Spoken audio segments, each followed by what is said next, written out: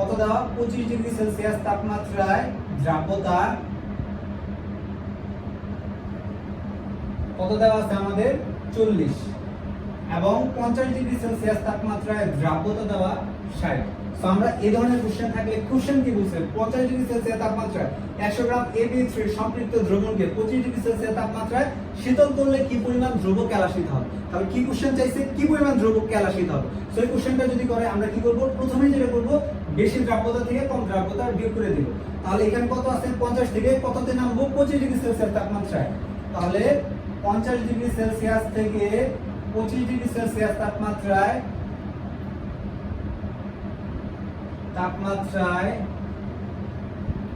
দ্রবক কেলাসিত হবে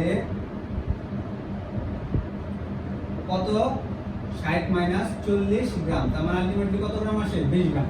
এরপর যেটা দেখতে হবে কেলাসিত ম্যাথগুলো বললে সবগুলো আমরা এক নিয়মে করব, বই বা গাইডে অন্যরকম নিয়মে করা। সো দেখতে হবে যে বড় তাপমাত্রা কোনটা, বড় তাপমাত্রা 50। সো বড় তাপমাত্রার দ্রাব্যতা কত দেওয়া 60। আমরা এর সাথে কি যুক্ত করব দ্রাবক যুক্ত করব। তাহলে দ্রাবক যুক্ত করলে কি তৈরি হয়ে যাবে দ্রবণ তৈরি হয়ে যাবে। তাহলে দ্রাবক আমরা জানি সব সময় কত গ্রাম হয় 100 গ্রাম, এটা ফিক্স। তাহলে বড় তাপমাত্রার দ্রাব্যতা কত 60। তাহলে এটার সাথে 100 গ্রাম যোগ করব। তাহলে 100 যোগ 60 গ্রাম সমান কত আসে 160 গ্রাম। 160 গ্রাম যে আমরা করলাম এটা কি দ্রাবক। তাহলে 160 গ্রাম দ্রাবক থেকে দ্রবক কেলাসিত হবে কতটুকু আমরা বের করছি, এই যে এটা বসাই দেব। তাহলে দ্রবক কেলাসিত হবে 20 গ্রাম। এবার দেখ বুদ্ধিবল কত গ্রাম দেওয়া আছে 100 গ্রাম। তাহলে এখানে সরাসরি লিখবো 100 গ্রাম দ্রাবক থেকে কেলাসিত হবে উপরে কি হবে 20 * 100 ডিভাইডেড কত 160। যদি করি আমাদের মান কত আসে 12.5 গ্রাম। অর্থাৎ আমাদের কত 100 গ্রাম সম্পৃক্ত দ্রবণকে যদি শীতল করি তাহলে কি পরিমাণ দ্রবক কেলাসিত হবে 12.5 গ্রাম দ্রবক কেলাসিত হবে। এটাই হচ্ছে আমাদের কি অ্যানসার। সো আমরা কি করছি প্রথমে বড় তাপমাত্রা লিখছি, দ্রাব্যতা লিখছি, আর ছোট তাপমাত্রা দ্রাব্যতা লিখছি। এরপর প্রসেস কি দুটো তাপমাত্রা বিয়োগ করে দিলাম। তারপরে প্রসেস কি বড় যে তাপমাত্রা দ্রাব্যতা দেওয়া আছে সো সেই বড় তাপমাত্রার সাথে আমরা কি করব 100 যোগ করে দিব। তাহলে 100 যদি যোগ করি তাহলে বড়টার কত দ্রাব্যতা ছিল 60। তাহলে 160 গ্রাম দ্রাবক থেকে কেলাসিত হবে কি এই যে এটা কেলাসিত হয়েছে আমরা এটা বসাই দিছি। এরপর আমাদের কত দেওয়া ছিল কত গ্রাম এখানে সম্পৃক্তর কথা বলছে 100 গ্রাম। এরপর আমরা 100 গ্রাম বসাই দিছি। তারপর আমরা কি ওই জন্য গুণটা করে দিছি। তাহলে আমাদের এখান থেকে কত গ্রাম বের হইছে 12.5 গ্রাম। এবার আমরা অ্যানসারটা দেখি। অ্যানসারটা কি দেওয়া আছে আমাদের অনেক ব্যাচে অ্যানসার করা। ফাইনালি অ্যানসার কত 12.5 গ্রাম। সো এটা আমরা কি খুব সহজে এই শর্টকাট বা এই নিয়মের সাহায্যে করতে পারি। সো এবার আমরা ঘ নাম্বার অঙ্কটা করব। সো ঘ নাম্বার কি দেওয়া কি বলছে AB এর উপস্থিতিতে MB এর দ্রাব্যতা পরিবর্তিত হয় কিনা। তাহলে এটা দেখে আমরা কি বুঝতেছি সেম আয়ন এখানেও বি আছে এখানেও বি আছে, তার মানে সেম জিনিস বা সেম আয়ন থাকলে সেটাকে আমরা কি বলি সমায়ন প্রভাব বলি। তাহলে সমায়ন প্রভাব কি এটি লবণের দ্রবণে যদি আমি অপর একটা লবণের দ্রবণ যোগ করি তাহলে দেখা যাবে কি যেটা দুর্বল লবণ সেটার আয়ন সেটার কি আয়নটা বিয়োজিত হইতেছে বা সেটার দ্রাব্যতা হ্রাস পাচ্ছে। সো এই জিনিসটাকে কি বলে সম আয়ন প্রভাব বলে। তাহলে সম আয়ন প্রভাব কি একটি লবণের দ্রবণে বা একটি দুর্বল লবণের দ্রবণে অপর একটি তীব্র লবণ দ্রবণ যোগ করলে দুর্বল বা মৃদু লবণের আয়নের মাত্রা বিয়োজিত হয় বা দ্রাব্যতা বিয়োজিত হয়। সো এই বিষয়টাকে কি বলে সমায়ন প্রভাব বলে। তাহলে সমায়ন প্রভাবের জন্য আমাদের কি করতে হবে সেম টাইপের দুইটা জিনিস নিতে হবে। তাহলে ধরি সমায়ন প্রভাবের জন্য আমরা কি নিব, ধরো এখানে আমরা সিলভার ক্লোরাইড নিলাম আর এখানে যদি আমি সেম ভাবে সোডিয়াম ক্লোরাইড নিই তাহলে এটা কি দুর্বল বা মৃদু। সো মৃদুটার সাথে আমরা এটা কি নিলাম তীব্র। সো এটা সোডিয়াম ক্লোরাইড এটা কি ক্লোরাইড সেম জিনিস আছে। তাহলে দুইটা যদি যোগ করি দেখা গেছে মৃদু কি আছে সিলভার ক্লোরাইড এটা দ্রাব্যতা কমে যাবে। সো এই বিষয়টাকে আমরা কি বলি সমায়ন প্রভাব বলি। সো এটা কিভাবে সমায়ন বুঝলাম AB3 আছে আর এখানে কি AB আছে। সো এই জিনিস আর এবং এই লাস্টে কি বলছে দ্রাব্যতা হ্রাস পাবে। সো এই জিনিসটা বলতেছে কি এটা সমায়ন প্রভাবের ম্যাপ। সো এটা যদি করতে যাই আমাদের ফার্স্টে কি করতে হবে ফার্স্টে হচ্ছে আমাদের MB কে আমরা বিয়োজিত করব। তাহলে MB কে যদি বিয়োজিত করি আমরা কি পাবো M plus plus B minus. So এটা S এটাও S। এবার MB এর ক্ষেত্রে KSP দেওয়া। সো এটার ক্ষেত্রে KSP দেওয়া আছে আমরা KSP এর মান বের করতে গেলে সূত্র বসাবো B minus S into S finally S square আর এর পাশে আসছে কি KSP। সো KSP এর মান যদি বসাই দেই কত আসছে 1.8 into 10 inverse 10। So finally S এর মান বের করতে গেলে √1.8 into 10 inverse 10 এটা মান বের হবে। এটা একটু পরে ক্যালকুলেশন করি। এবার আমাদের কি করতে হবে AB3 এর উপস্থিতিতে কার কথা বলছে MB দ্রাব্যতা হ্রাস পাচ্ছে। তাহলে এবার এই দুইটাকেই বিয়োজিত করতে হবে। তাহলে তাহলে আবার আমরা কি করব, mb কে বিয়োজিত করব। তাহলে mb কে যদি বিয়োজিত করি তাহলে কি পাবো, m plus b minus. So এটার ঘনমাত্রাকে আমরা s1 ধরলাম, এটার ঘনমাত্রাকেও s1 ধরলাম, দুইটা জিনিস একই। তাহলে আরেকটা যোগ কি আছে, ab3।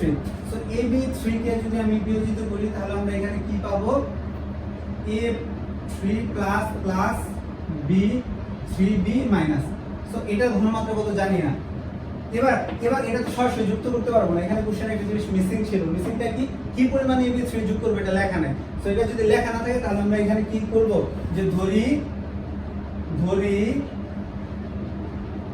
কতটুকু 0.1 m ab3 কি করা হলো, যোগ করা হলো। তাহলে এতটুকু যদি যোগ করি, কেন যোগ করতেছি, সমান প্রভাবের জন্য। তাহলে আমাদের এখানে কি আসবে, ab3 কে আমরা যদি বিয়োজিত করি তাহলে এখানে একটা a3 প্লাস 3b মাইনাস। তাহলে এবার কিভাবে বুঝলাম এটা সমান প্রভাব, এই যে এটাও b এটাও b, দুটো সেম জিনিস।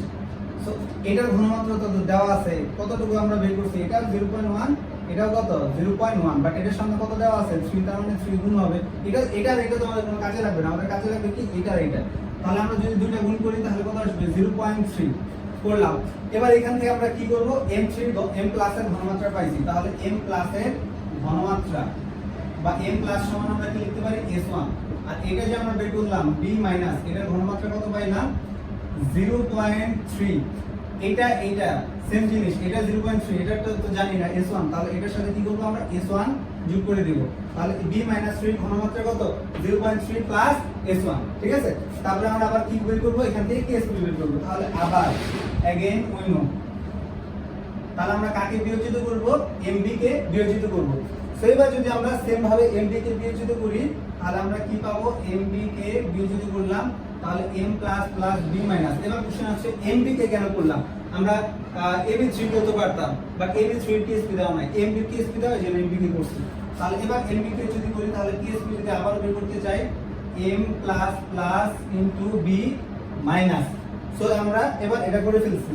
সো ksp এটা দেওয়া আছে, কত দেওয়া, 1.8 ইনটু 10 ইনভার্স এত, 1.8 ইনটু 10 ইনভার্স কত আছে, 10। সো আমি এখানে 10 বসাই দিলাম। m প্লাস এর ঘনমাত্রা আমরা কত পাইছি, s1 ইনটু এটার ঘনমাত্রা কত পাইছি, 0.3 প্লাস s1।